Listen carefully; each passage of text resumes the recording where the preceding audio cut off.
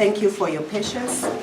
We are slightly late, but we are honored to interact with you today, which is our final day in terms of our preparations for the National Citizens Convention, which we are holding tomorrow at Harare Gardens.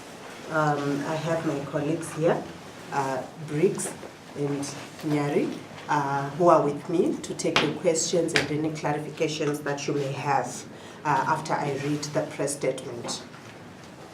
So I will read the press statement for today, which is also ready for immediate release, on the National Citizens Convention on Elections and the People's Demands.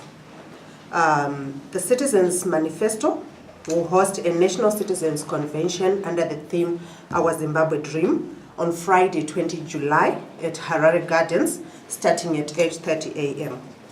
A multi-sectoral cross-section of civil society organizations, activists and social movements from across the country shall have an open and citizens-friendly space to discuss a shared vision of a better Zimbabwe and articulate citizens' demands in relation to the elections and the post-election period. To this end, the convention will facilitate sectoral cluster discussions on key issues that are affecting their respective sectors and develop corresponding citizens' priorities, demands, and also actions that they will take after the convention. The hashtag Zimbabwe, Our Zimbabwe Dreams National Citizens Convention is a culmination of a year-long process of consultations with citizens from all walks of life on the Zimbabwe they want. Input from these consultations have been distilled into a draft Citizens Manifesto that calls for a Zimbabwe underpinned by cardinal pillars of servant leadership, citizen participation, public service that uphold human dignity, no corruption, gender justice, investment in youth, labor justice, natural resource justice, inclusive and diverse society, devolution of power, democratic rights and freedoms, disabled persons' rights, and peace, justice, and reconciliation. The convention will begin with concurrent citizens' forums aimed at network weaving and consensus building around a vision for the future, considering the following key questions that will frame the discussions. What is the state and governance we want? What is the economy that we want? What is the kind of social services we want? What is the environmental care we want? And what is the kind of society that we want as citizens? The National Citizens Convention will be an opportunity as well for building international advocacy and solidarity on the citizens' aspirations about the Zimbabwe they want. The occasion will be graced by key actors from the regional and international solidarity community who will listen to the voices of civil society and help amplify the message at the international level.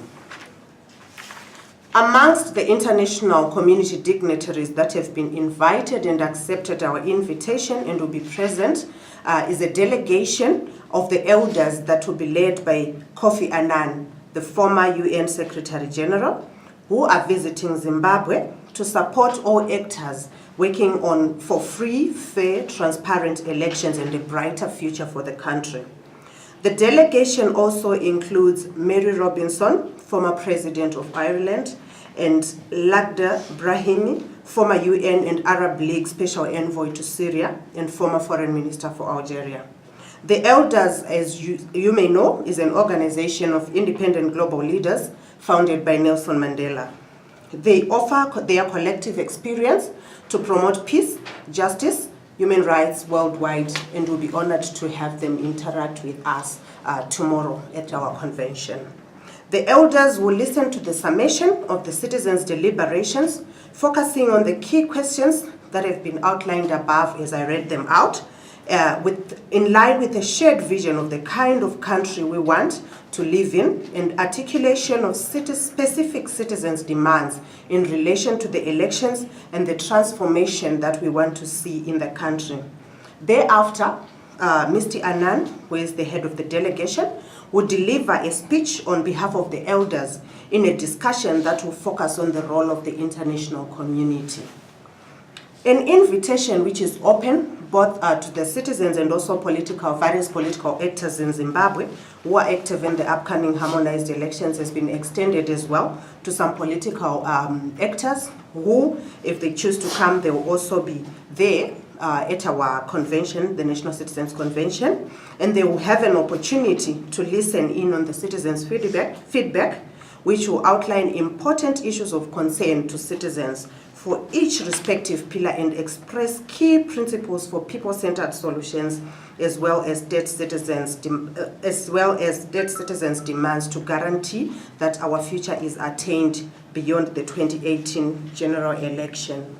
The deliberations that will be made at the convention will be consolidated into a citizens' manifesto and serve as a framework for collective local and national citizens' mobilization, organization, and advocacy for change towards our vision for a better Zimbabwe. This manifesto is envisaged as a framework for a collective citizen voice to hold political actors accountable before and after the elections. A communique to that effect will be circulated widely. To this end, comrades and friends, we are extending an invitation through the movements that are involved in the Citizens Manifesto to all citizens who want to work for a better future. The convention is open to all progressive citizens, civil society, and activists, and we hope to have you all that can make it at Harare Gardens tomorrow for the National Citizens Convention for an interaction and to frame the kind of Zimbabwe that we want. I thank you.